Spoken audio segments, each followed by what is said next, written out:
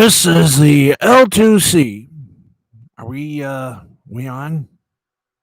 This is the L2C Media Network on YouTube, and this is the L2C Sports Final brought to you by the L2C Media Network. And now, with the day in sports, in all his rugged glory, our leader, Steve the Baxman Baxley.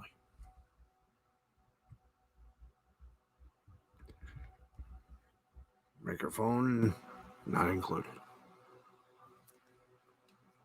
Hey, what it is, what it was, what it will be. It will be us. There we go. Thanks, everybody. Welcome to the broadcast. And I welcome all of you to our little show of shows. We welcome you. Finally made it on the right time.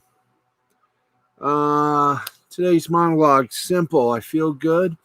Felt a little bad as I was bought a couple of TV din-dins for tonight, and I had set them on a I had them cooking in the oven on a cookie sheet.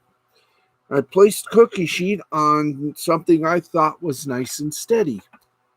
Well, pepper shaker fell, and as they say, everything fell. And din was ruined, but we did have a triple-decker grilled cheese sandwich. So I know one thing. My life, as I know it, has not ended. Yay. To your health.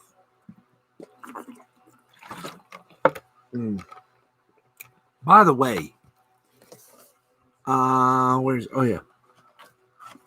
any one of you folks out there have tried one of these little guys? These are the drink mix packets. There's like Sunkist. There's some drink mix packets featuring like certain drinks, like perhaps Crush, strawberry, Weiler's lemonade, Minute Maid lemonade. Well, this right here is the A&W lemonade, not lemonade, but root beer. And ooh, is that good? Is that ever so good? It's all good and calming. It's, well, not exactly like chamomile tea, but still, it's rather worth it. And I'm there. Again, I've got to buy me one of those lights that go behind the webcam so we have nice visual effect. And one day I am going to get this haircut and my beard trimmed a little bit more. Anyway, welcome one and all to our sunny little shores of good time. Got a lot for you tonight. In fact, the big breaking news, and for those of you into breaking news, this is going to be Boston. You may have lost Boston and New England Patriots fans. You may have lost Tom Brady, but guess what? You got yourself some New England clam chowder. Yes, you're getting some of that New England clam chowder. Big breaking news over the past few moments. Cam Newton, take him off the market, boys. He belongs to the New England Patriots. Ooh, this is juicy. Wrong on this, boys and girls. The incentive-laden deal is worth a maximum of $7.5 million per NFL Network's Ian Rappaport, who is also seldom, if ever, wrong. Or never wrong, for that matter. Newton, whoa, hi there. Let's try that again on the chair. Thank you. Newton, who was released by the Carolina Panthers back on March 24th, will join the Patriots quarterback room that currently includes Jarrett Stidham, Brian Hoyer, and rookie Brian Lewerke and Jamar Smith. The Patriots did not draft a quarterback despite losing future Hall of Famer and six-time Super Bowl champ Tom Brady, who signed a big old 2-year deal with the Tampa Bay Bucks earlier in the offseason. Earlier this month, it was reported that Newton and the Patriots had some contact shortly after Newton became a free agent. Speaking to reporters on May 7th, Coach Bill Belichick did not rule out the possibility of the Patriots signing a veteran QB. You never know what's going to happen down the road, but we feel like we have four good players there. Now, former number one overall pick, Newton has a 71, 59, and 1 career record as a starting QB. He has thrown for over 20,041 yards, completing 59.6% of his passes with 182 touchdowns and 108 interceptions. One of the most mobile quarterbacks in league history, Newton has rushed for 4,806 yards and 58 touchdowns, while averaging 5.1 yards per carry. In 2015, Newton became the first quarterback in league history to throw 35 touchdowns and run for 10 scores in the same season. Now, our friends at CBS have a data analyst named Stephen O. He crunched the numbers and says with Newton, the Patriots have jumped up to having the third best odds to win the AFC and are the favorites to win the AFC East. Now, Newton is coming off a foot injury that kept him sidelined for the majority of the 2019 season. The 2010 Heisman Trophy winner won NFL MVP honors in 2015 after helping the Panthers win 15 regular season games en route to an appearance in Super Bowl 50.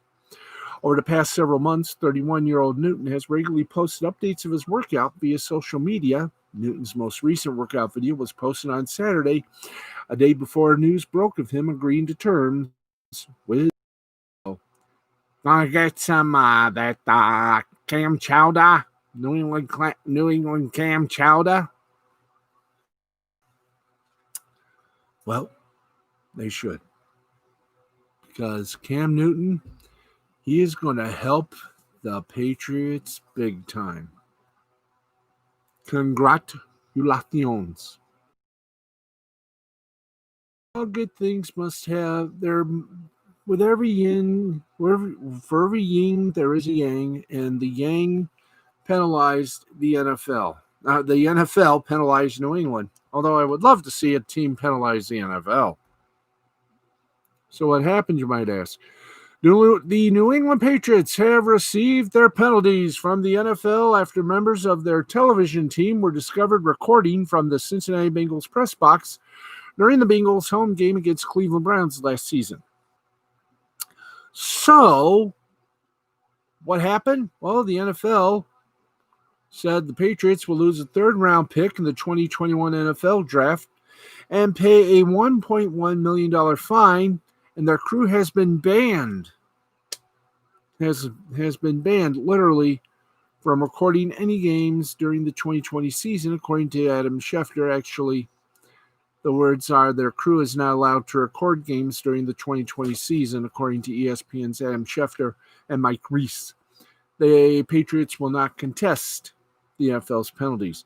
The footage recorded by New England shows coaches signaling on Cincinnati's sideline, according to NFL.com, per The Athletic. The 8-minute video shows a, quote, direct view, end quote, of the Bengals sideline and keeps its focus there the entire time. Now, the Patriots, to their benefit, claimed in December 2019 that their production team was at the game to profile an advanced scout for an upcoming Do Your Job series.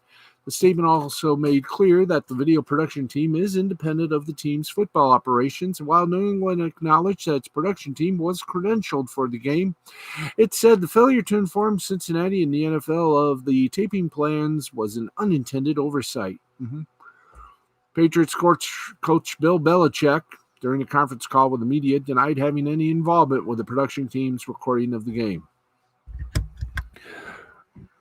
We're competitive, and we try to be competitive in every area. Belichick was fined $500,000 back in 2007 after a team employee was discovered recording unauthorized footage of the New York Jets and Green Bay Packers. But we don't knowingly, intentionally want to do anything that's across the line. But since the events of 2007 happened, I say we try to keep a good distance behind the line and not maybe take it as far as we might have in the past, but it's never really fundamentally changed there. Now, In 2015, an in-depth report by the four-letter monolith of sports unveiled the extent of the Patriots' legal recording during their first championship run, including ESPN's reporting as an excuse that Pat's videographers were given if they were caught in the act. The excuse included in the new report is in line with what they have said with regards to the December 2019 incident. The news of the Patriots' punishment came just moments after Schefter reported that New England came to terms on a one-year deal with free agent quarterback Cam Newton. Ooh. That is hilarity in its own. Insane. Yahoo.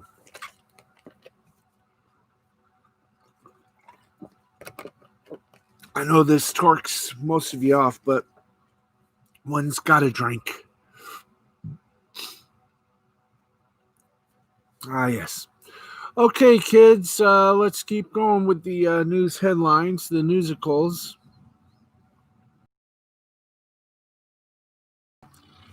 And we're at 57 past the hour, otherwise known as we're calling it midnight Eastern. And wow, it gets bad and worse for the Cardinals. A new member of the Arizona Cardinals found himself in trouble with the law this weekend as one of their undrafted free agents allegedly drove his car into Lake Erie while intoxicated. According to television station WFMJ, former Youngstown State wide receiver Jeremiah Broswell was placed under arrest for operating a vehicle while intoxicated, as a breath test showed that his blood alcohol levels were above the legal limit. According to a release, Put-in-Bay police responded to a call around 6:30 p.m. Saturday about a car that drove into Lake Erie. Police say an orange Camaro was off the embankment and in the water when they arrived, and that no bystanders were injured during the incident. This has also told officers that the driver was still in the car trying to drive it while it was in the water. When officers approached Broswell, he allegedly told officers that he was stuck and did not know what had happened. Police say that Broswell's speech was slurred and he could not explain how his vehicle ended up in the water. He then submitted to field sobriety tests and was placed under arrest. Broswell played wide receiver for Youngstown State between 2015 and 2019, according to Youngstown State's official website. He recorded 51 receptions for 896 yards and 11 touchdowns in 40 career games. He ended his collegiate career on a positive note as he caught a career-high 24 passes for 515 yards and 7 touchdowns. After going undrafted earlier this offseason, Broswell announced on Twitter that he had signed with the Cardinals organization. According to 12 News, Broswell's claim to fame is that he helped Central Catholic High School win an Ohio State championship during his senior year and picked off future number 1 overall pick Joe Burrow during the game. Huh? Anyway, let's see. 5, 10, 15, 20, 20, 35, 40, 45. If you're wondering what I'm doing, I'm looking at the clock, trying to figure out how long 45 minutes is. Because we started this at 11:45. Let's see, 5, 10, 15, 20, 25, 30, 35, 40, 45. So we end at 12:30. Okay. See, you'll learn a lot by watching this show. National Football League news. And Johnny Football, I'm afraid, has fizzled out. And he's thankful he got humbled. Well, when Johnny Manziel suggested in February that he has no desire to play football these days, he might just have been telling the truth. Speaking with the Lubbock Avalanche Journal, that's in Texas, of course, this weekend, the former Texas A&M star indicated that he's done with professional football for good, saying his career is likely, quote, in the past. Manziel told Don Williams, in the past probably is the way I'd characterize it. I finally got to a point where I'm trying to achieve happiness in life, not happiness on the football field. I know a lot of people probably want me to come back and play and give it another chance, but I don't know. As far as being a person and figuring out life as a young adult, if I've ever been in a better place than I am right now, I can honestly say I'm happy and I'm doing the right things to try and put a smile on my face every day. And that means more to me than going out and grinding on a football field. The former Cleveland Browns first-round draft pick hinted at continuing his career as recently as February, tweeting and then deleting thoughts about joining the revived XFL. Well, he also began a national comeback tour in 2018 when he joined the Canadian Football League, even suiting up for the Memphis Express and now defunct Alliance of American Football in 2019. But the reality is, Manziel hasn't seen an NFL field in half a decade and reportedly also fell out of favor with his last CFL team, the Montreal Alouettes. Manziel acknowledged to Williams, as he has done with others on other occasions, that he didn't take his pro responsibilities seriously upon entering the NFL in 2014 when he went 22nd overall to the Browns. As he said, quote, I think it's just the work you put in when you have the free hours and when you do things on your own that matches up accordingly with what happens on the field. And when you get thinking that you're too good or you're better than the game, it'll humble you, and that's what happened. I got humbled. Thank God I did. Thank God I did get a chance to be humbled, because when you think you're at the top of the world, it's a dangerous place. Well, it's nice to know he's found his center. Find the rest of him, I guess. We wish Mr. Manziel good in his future endeavors. Continuing on with your sports news.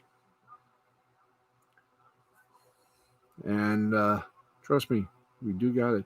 The NFL is planning on the 2020 season being played despite a recent spike in COVID-19 cases. Dallas Cowboys star running back Ezekiel Elliott and several members of the Houston Texans have tested positive for coronavirus recently, but that hasn't stopped other players, including from working out in public together. Tampa Bay quarterback Tom Brady. He has taken part in several workouts with teammates, as has Seattle Seahawks quarterback Russell Wilson. Now, the NFL Players Association sent out an advisory in hopes players would stop holding workouts together to halt the possible spread of the COVID. Even after the advisory was sent out last weekend, Brady and other important Buck players, such as Rob Gronkowski and Chris Godwin, got together at a local high school in Tampa to hold a practice session. While the NFLPA's advisory was not necessarily a mandate, executive director of the NFLPA, DeMaurice Smith, recently told USA Today Sports that Brady and others could hurt the NFL's chances of finishing an entire season in 2020. And he said it like this, quote, those practices are not in the best interest of player safety. They aren't in the best interest of protecting our players heading into training camp, and I don't think they are in the best interest of getting us through an entire season. I certainly understand how competitive our players are, and I get that. But at the same time, we are in the process of trying to negotiate. We have to negotiate with the league about what happens to a player if they test positive during the season. Does that player go on injured reserve? Do they go on short-term IR if you test positive for the virus after training camp? Is that a work-related injury? Are you covered under workers' comp? And other mild questions. All of the things that players may want to do during the offseason have a direct impact on how well we can negotiate protections for them once the season starts. We sent out the guidance because we think that was in their best health and safety interests. Let's just say that for some of the players who have practiced, we made sure that they have heard the message. Well, Smith does make some great points about why the NFL Players Association is against these workouts. While they obviously want their players to stay healthy, there are much larger forces at work. The NFL and its Players Association are clearly still trying to outline specifics when it comes to this unprecedented season. What exactly will happen if a player tests positive during the season, and when can he return to action? How much is the NFL at fault if a player experiences severe complications from the coronavirus? Both sides are still trying to negotiate through these hypotheticals, and it would derail their progress if more players test positive as we head into an uncertain training camp. Amazing. I say to thee, amazing. All right, let's go to it. We got some boom booms and some hey ho's. It took a little weather delay to get things going, but Denny Hamlin came back from behind and a lot of problems and won the 2020 NASCAR Cup Series Pocono 350. The second part of the weekend doubleheader at Pocono Raceway. Sunday. Yes, friends. Let's get it up there. Sunday was Hamlin's sixth career win at Pocono, tying Jeff Gordon as the all-time leading Cup Series winner. He last won at Pocono Raceway last July. Hamlin's victory is also his 41st career win, breaking a tie with Hall of Fame driver Mark Martin. Hamlin is now the 19th on the all-time wins list. Kevin Harvick finished in second in Sunday's race. He did take home the checkered flag after leading the final 17 laps of Saturday's Pocono Organic 350, while Hamlin finished second. Hamlin broke a tie with Harvick and now leads the Cup Series with 4 wins this season. Eric Jones took third. Chase Elliott came in fourth. Sunday's race with full 140 laps and 350 miles wrapped up just before 9 p.m. Eastern Time. Despite lightning and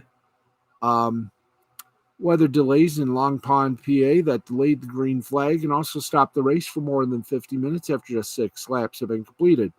Cup Series now heads to the Brickyard, Indianapolis Motor Speedway for the 4th of July weekend with 2 big races, that being the Big Machine Vodka 400 on Sunday, July 5th, and the Indianapolis 500. You can catch both live from Indy on NBC and NBCSN, respectfully. And then the Fox and FS1 half of the season, they do their thing, and then NBC takes over for the rest. There you go. The schedule, please, boys and girls, if we may. Make sure I got the correct little atonements. Okay.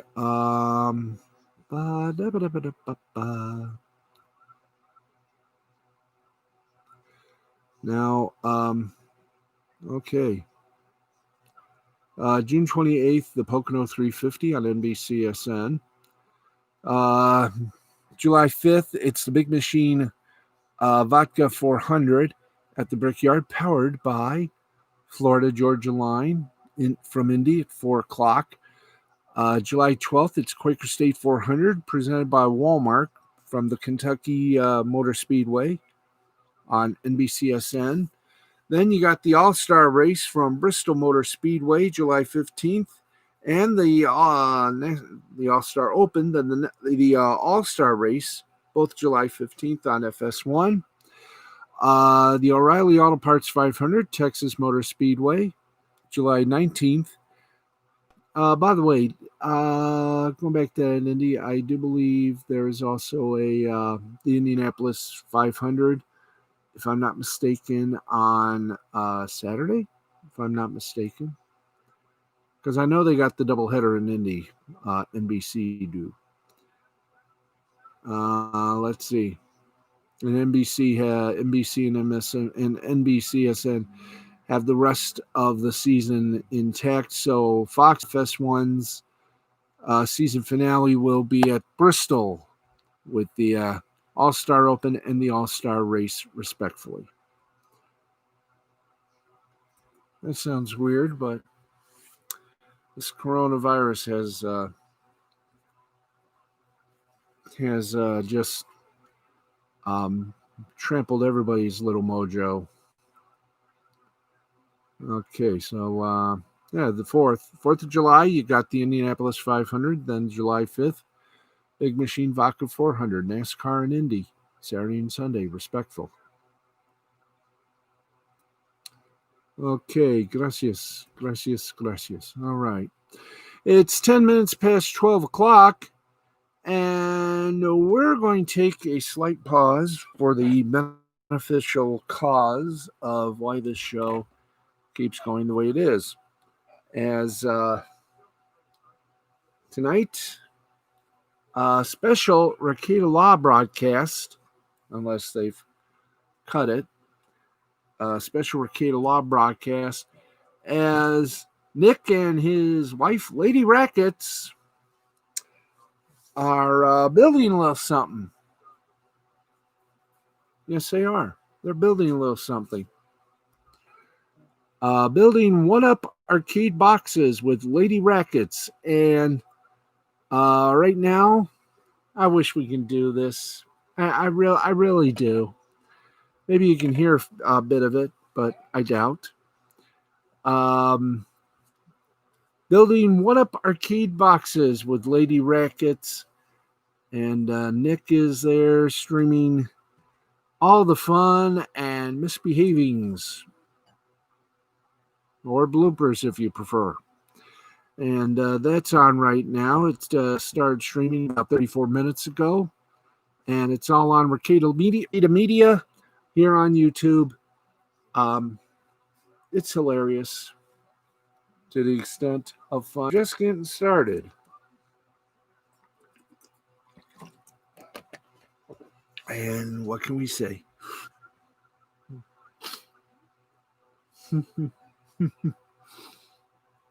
And what can I say but the joy and rapture in their faces says it all. Everything else, so we mind not, but we hope you at least give this show a mighty tug. Okay. Let's take a moment or two, get some media bites, sports media bites for you. And the biggest headache, is this going to be a big headache for ESPN? If anything else has already been a big headache for ESPN. And we got more breaking news for you. But right now, you want to do the breaking news first? Okay. Here we go, guys. A lot of you have complained about Fox's broadcast of the U.S. Open golf tournament. Oh, you won't have Fox to kick around anymore. The COVID-19 pandemic will certainly lead to a variety of broadcasting conflicts as leagues and schedules get way pushed back. We've already seen one surprising abdication with Turner giving up their UEFA Champions League package midstream. We now have another example with Fox reportedly asking out of the remainder of their deal with the USGA, with NBC set to air the rescheduled U.S. Open in September. That's according to Associated Press golf writer Doug Ferguson. Quote, the U.S. Open is returning to NBC starting this year at Winged Foot after Fox Sports is asked to end its 12-year contract with the USGA, multiple people told the Associated Press on Sunday night. 3 people with direct knowledge of the change said it came together in the last 2 weeks. They spoke on condition of anonymity because the deal had not been announced. An announcement is expected on Monday. Ferguson also reports that NBC has taken over the entirety of the Fox deal, which is a fascinating wrinkle. Quote, one person said Comcast-owned NBC would pick up the final 7 years of the contract through 2026. The change means NBC will have the U.S. Open and the British Open, along with 3 World Golf Championships, the Ryder Cup, the President's Cup, and the FedEx Cup playoffs every other year. Now, those rights would seem to have a lot of value to networks that don't have potential NFL conflicts, and assuming the sports calendar can get back to something resembling a little bit of normality, at some point, it kind of looks like Fox has given up on golf mostly to avoid having a football conflict this fall. Assuming professional and college football happens, it may not be a huge surprise, though. Going back to 2017, there were rumblings that the USGA and Fox weren't seeing eye to eye. Now, it's unfortunate in some ways for golf viewers. When Fox was awarded the rights in 2013, they promised to push innovation and though their first men's U.S. Open was infamously rocky, they had really hit their stride the last few years, and their influence on other networks is undeniable. Their commitment to shot tracer technology alone forced NBC and CBS to catch up on that front. They're also at the forefront of adding microphones, highlighting architectural points, and bringing men's and women's amateur golf to a wider audience. It's also obviously unfortunate for Fox's remaining golf crew. Joel Buck will be fine, and Paul Azinger already has a split deal with NBC, so he'll just slot it in. But someone better give Shane Bacon a golf gig if he wants it, and that's just on camera. The Fox production team is full of talented people as well, and their vision for golf broadcasting is something that any of the other networks would be wise to try and incorporate. The big winner is NBC. In addition to the men's U.S. Open, Fox had the right to the women's U.S. Open and the aforementioned amateur championships, all of which are the kind of inventory that Golf Channel desperately can use. NBC, Golf Channel, CBS, and ESPN are now the only networks in the golf biz, and NBC's inventory is very impressive. The USGA has a new but familiar home, and Fox's brief foray into major championship golf is definitely over for a foreseeable future. That's it. That it's lamentable is a testament to how far they came from 2015, and it's a shame we won't get to see where they were going to go next. So you note the ads that they've been doing about the 2020 U.S. Open. You might as well skip them. Now on to that other problem. Is occurring. And it kind of looks like one signing is proving to give ESPN to give a little headache. In early June, Ryan Glasspiegel and Bobby Burek at Outkick reported that Keyshawn Johnson was in discussions with ESPN to move from the show he hosts in LA for ESPN Radio and become a co-host on ESPN Radio's National Morning Show. Johnson had been co-hosting his daily show on ESPN LA 710 since 2016. Now, why would ESPN, and in fact the radio division, be eager to bring on new talent for their morning show? Well, it's been rumored for some time now that Trey Wingo wants to leave the program, and ESPN may want to start fresh rather than pairing co-host Mike Golick with yet another new broadcast partner. Wingo himself replaced Greenberg, Golick's longtime radio partner, who left to become one of the hosts of Get Up, which has somewhat done okay, but still meh.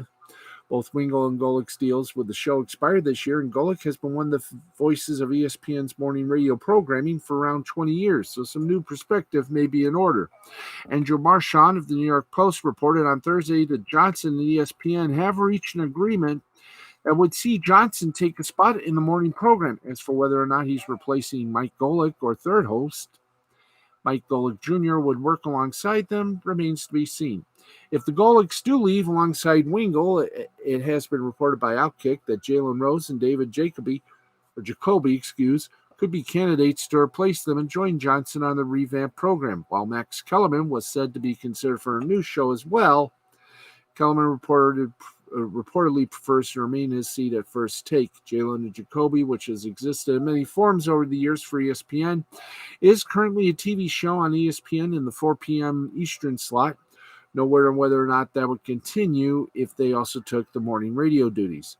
All of this is part of a larger re-imaging of the ESPN Radio Daily lineup with the departure of Will Cain, the potential end of the Mike Golick era, the chance Wingo will want to continue working in radio but in a different time slot, the potential return to radio of Mike Greenberg, and many other rumors currently floating in the air.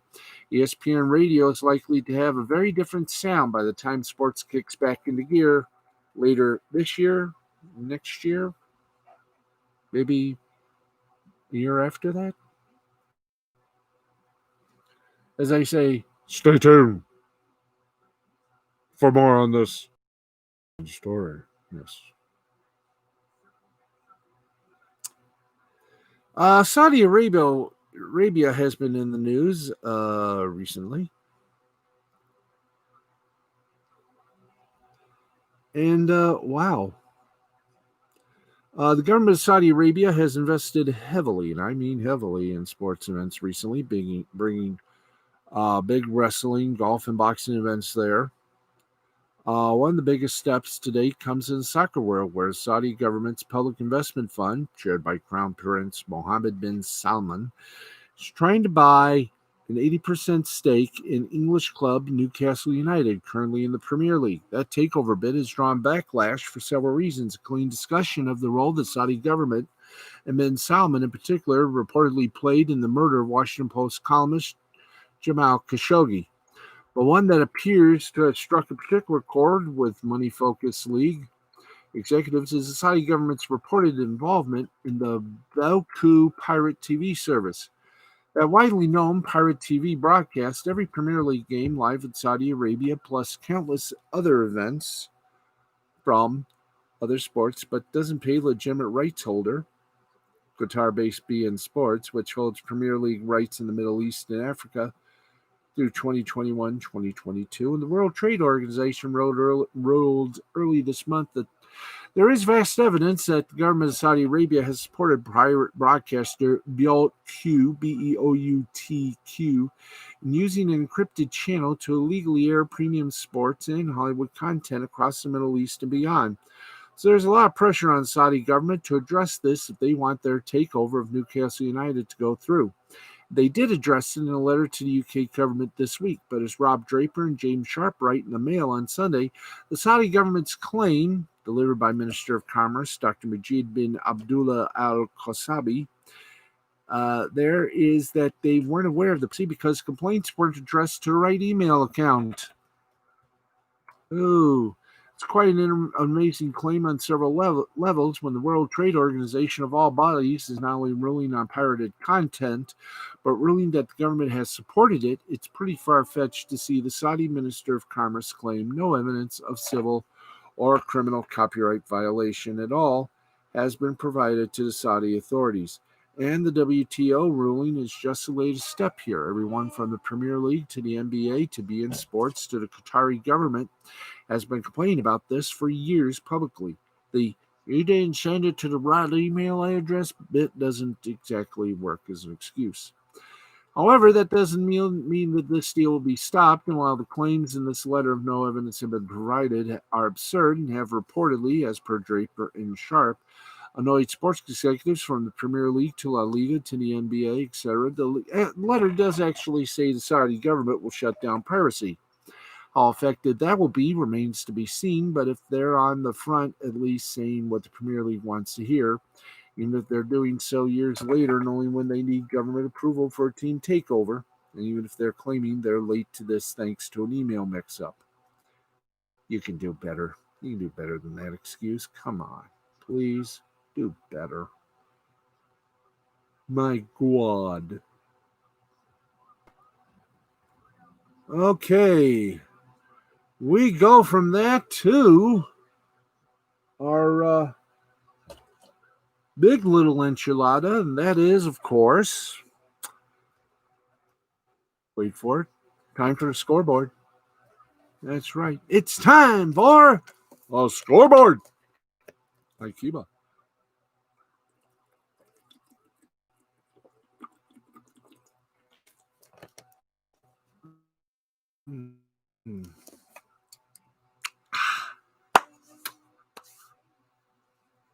I'm feeling good. We will, of course, let you know what we're going to do so we can have a little place here of our very own to do our shows in privately. But until that time comes, you're stuck with us. I guess what we're trying to say. Okay. Welcome to the 29th of June. Believe it or not, it's a Monday morning. Still on the West Coast, you're doing a Sunday night with us. Glad you can be with us on this wonderful little jury rigging fun fest. Matt, Ed, and Eddie said, no kidding. I have a friend in Arizona whose mother and brother tested positive for the virus, and there's even a possibility that he might have it, considering he's been sick the last 2 days. Fun. It's going to, I will tell you this, Matthew, it is just weird, and more weird. Okay, let's get you some soccer, some basketball, baseball, however else we can do this. Okay, in the Premier League of England, Southampton over Watford 3-1. In Series A, Italia was AC Milan 2, AS Roma nothing, Napoli 3, Spal 1, Bologna 2, Sampdoria 1, Sassuolo and Verona tied at 3, Atalanta over Udinese 3-2. Inter over Parma 2-1 in Spain, La Liga. Levante over Betis 4-2. Villarreal over Valencia 2-0. Eibar over Granada CF 2-1. Real Madrid over Espanyol 1-0. In Armenia, Premier League regulation group, Punjak Yerevan over Uratu 1-0. Premier League championship group, Noah over Alaskert 1-0. Lori over Arat Armenia 2-1. In the Austria Tipico Bundesliga Championship Group, it was Wolfsberger over Lask 1-0, Salzburg over Hartberg 3-0, Rapid Vienna over Sturm Graz 3-2. In Belarus, Vysshaya Liga, it was Yodino over Vitebsk 1-0, Ruk Brest over Belishina 3-0, Islak over Gordega 2-0.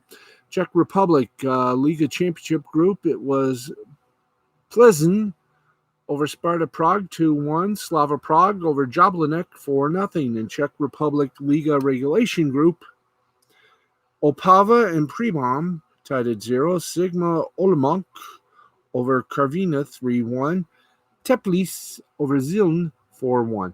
In Denmark, the Superliga Regulation Group, Horsens over Renders 3-1, Hobro over Esbjerg 2-1.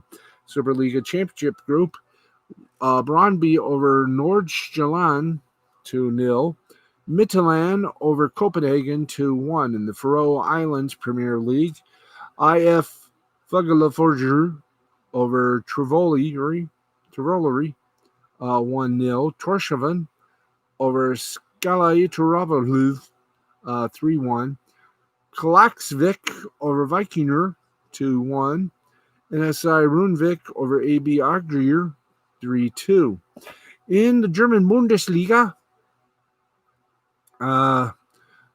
Bielefeld over Heidenheim 3-0. Karlsruhe over Greuther Fürth 2-1. Sandhausen over Hamburger 5-1. Hanover over Bochum 2-0. Holstein Kiel and Nuremberg tied at 1. All over Regensburg 2-1. Dynamo Dresden and VfL Osnabrück 2-2. Darmstadt over Stuttgart, not our beloved Harry, 3-1. Wien over St. Pauli 5-3. Poland Championship Group in soccer, the Ekstraklasa, Lechia Gdansk over Jagiellonia 1-0. Slask Wrocław and Lech Poznan tied at 2. South Korea K-League, the K-League 1. Jeonbuk over Ulsan Hyundai 2-0. Sangju over Swan Blue Rings 1-0. Club friendly was South Hobart 4, Clarence Zebras 2. Taganrog whipped FC Academia 9-1.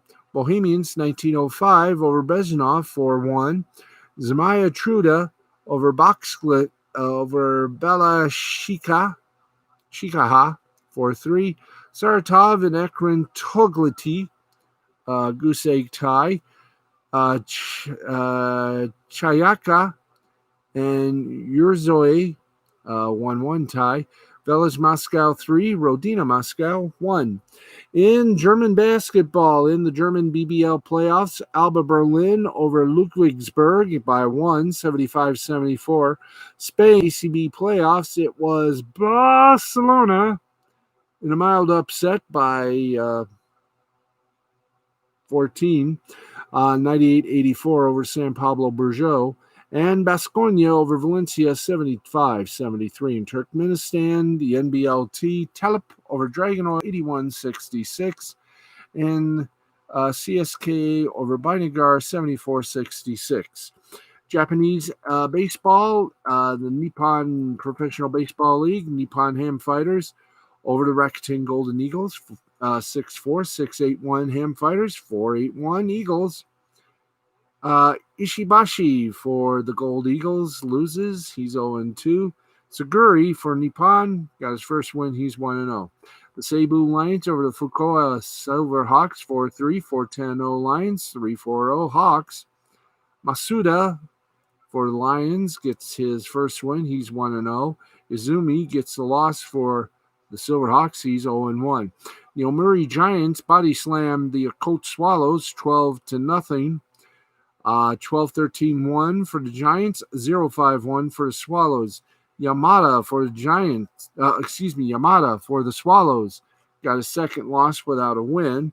Sanchez for the Giants, he's 2-0. Chibalati Martins over the Yorick Buffalo, 6-5, 6-9-1 Marins, 5-10-1 Buffaloes. Tojo for Chibalati, 1. And evens up his record of 1-1. Masui gets his first loss. He's 0-1. Hiroshima Carp over the Chunichi Dragons, 10-3, 10-15-0 for the Carp, 3-9-0 for the Dragons. Umetsu for the Dragons evens up his record at 1-1, while Morishita for the Carp gets his first win overall. He is 1-0. The Yokohama Bay Stars beat the Hanshin Tigers 9-1, 9-14-0 Bay Stars, 1-5-0 for the Tigers. Tara for the Bay Stars got the big win. He's 1-0. Nakata for the Tigers. He's 0-1. In Czech Republic Extra Liga action, Draki Bruno over Tempo Prague 11-1, 11-1 for the BRNO, and 1-4-3 for Prague. Eagles Prague over Technika Brno 14-4, 14-20-3 for Prague, 4-5-2 for Brno. Hiroshi Bruno over Kotlatka Prague 6-1, 6-8-0 for Hiroshi, 1-5-1 for Kotlatka. And Ostrava over the Sabat Prague 15-2 in 7 innings. Yeah. 15-16-0 for Ostrava, 2-6-2 for Sabat Prague. And by the way, the Draki Bruno Temple Prague game, 7 innings. Eagles Prague over Technika Bruno was 8 innings. And of course, the Sabat Prague and Ostrava game was 7 innings. South Korea, the Korean Korean baseball organization, the NC Dinos blanked the Doosan Bears 5-0, 5-12-1 Dinos, 0-5-0 Bears. KT Wiz swung over the Hamwon Eagles 8-4, 8-9-0 for the Swan, 4-8-0 for the Eagles. Kiwoon Heroes over the Kia Tigers 1-0, 1-6-0 for the Heroes, 0-2-0 for the Tigers. Lottie Giants over Samsung Lions 7-3, 7-10-0 for the Giants, 3-5-1 for the Lions. The LG Twins over the SK Wyverns 4-0, 4-10-0 Twins, 0-5-1 for the Wyverns. Taiwan CPBL first stage, China Trust Brothers over the Fubon Guardians 4-3, 4-9-0 Brothers, 3-9-0 Guardians. And the Uni Lions over the Rakuten Monkeys. You never know where they'll be found. 10-2, 10-13-1 Lions, 2-7-3 for the Monkeys. And in the minor league version of the CPBL in Taiwan, it was the Weichan Dragons over the China Trust Brothers, 6-2. 6-11-1 for the Dragons, 2-5-2 for the Brothers 2, or as we call them, Brothers the sequel. Okay, and do we have some hockey to report? Yes, we do. We got hockey to report. Anything we know? Oh, yeah. We got hockey report, and then we'll do Facebook, and then we are out of here. And swimming along. Okay. This game, the Comet Division, short hockey, third period, 4 minutes remaining. Goriachai Golovi over Beshin Sai. They just scored again. It is 5-3 Goriachai. Now let's get you some hockey. Oh boy. There's a lot here, so if you want, we can just no. Okay, we just gave you the one score for today. Let's give you just two more, and the rest you can get on scoreboard.com/en/hockey. Beishinsai over Voloni Suomi 5-3. After penalties, it was Beishinsai over Gladiator 5-4. Krasny Kuralia over Stalker Moscow 6-3. And there you go. The rest you can get on scoreboard.com/England/hockey. Okay, we got a few minutes to.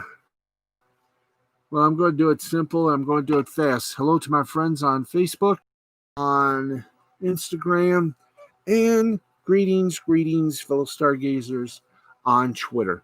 Okay, we are done here for tonight, and for our weekend, we are back Monday night at 11:10 p.m. Eastern Time. We hope you will be watching. I know I will be here to do it. You've been watching the L2C Sports Final live on YouTube and the L2C Media Network. Our announcer was Harry von Stuttgart.